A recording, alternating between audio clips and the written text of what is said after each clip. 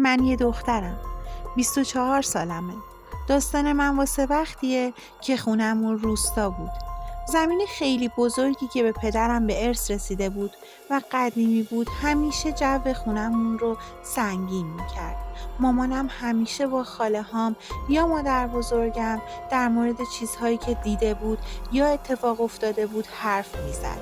اما یواشکی واسه اینکه ما نترسیم. ولی من متوجه میشدم. کم کم منم اتفاقایی برام افتاد که متوجه حضور یه چیزی می شدم. مثلا یه بار تو همون وقتی همومم تموم شده بود و لباسامو تنم کردم، همونجور رو به رختابیز که نصب دیوار بود، یعنی رو به دیوار بودم، حولمو پیچوندم دور موهام. خب بعدش که رهاش میکنی باید سنگینی حوله رو کمرت حس کنی دیگه. اما من نکردم. چند ثانیه مبهوت موندم. هیچی، نه دیوار، نه ستون، نه در، هیچی پشتم نبود که حوله رو بگیره بهش. انگار یکی پشتم بود که گیر کرده بود بهش. ولی با ترس و لرز سرمو چرخوندم و حوله رها شد و افتاد روی کمرم. یه شب از طبقه بالای تخت 2 طبقمون که پایینش من و بالا خواهرم میخوابید صدای نفسای عمیق شنیدم. اول فکر کردم خواهرمه، ولی متوجه شدم خواهرم توی هال پای تیوی خوابش برده. نیومده اصلا تو اتاقمون. ساعت 2 شب از ترس بی صدا گریه میکردم. خونه ساکت و تاریک بود. هر چقدر بیشتر تلقین میکردم که خیالاتمه انگار واضح تر میشد. چشامو بستم. هر چی سوره بلد بودم خوندم. تون تون.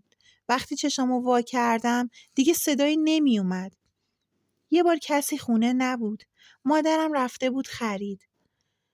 من تو آشپزخونه ظرف می‌شستم که یهو انگار سنگینی یه نگاهی رو حس کردم. یادم نمیره که کل بدنم انگار سنگین و سر شده بود. کمرم عرق کرده بود. قلبم انگار میلرزید. ناخودآگاه سرم کمی به چپ چرخوندم. زیر چشمی یه هیبت کوتاه تیره مثل یه پسر بچه تو درب آشپزخونه ایستاده بود. میفهمیدم داره نگام میکنه. نمیدونم از ترس و شوک بود یا به خاطر سنگینی حضور اون که نمیتونستم تکون بخورم، نه صدایی از گلوم خارج میشد. فقط اشکام میریخت. نمیدونم چقدر گذشته بود که یهو با صدای باز شدن در تونستم تکون بخورم. کم کم فهمیدم چی شده. زانوهام لرزیدن. با ترس و گریه نشستم زمین. مادرم بهم آب قند داد. بهش گفتم جریانو. اون موقع بهم گفت که رفتن پیش یه مردی که به این چیزا آشناست. اون حرفایی زده از جسد یه بچه که تو خاک اون زمین دفن شده. در مورد اجنه‌ای که اونجا رو رها نمی‌کنن. طولانی شد. سعی کردم چند تاشو بگم. تجربیات بیشتری داشتم که توی یه پیام جا نمیشه. توی داستان جا نمیگیره. این جن یا روح یا هر چی که هست مدت زیادیه که میبینم. یه خوابای تکراری و تو خواب اجنه رو میبینم. 3 بار با آدمای مختلف مشکلم رو در میون گذاشتم.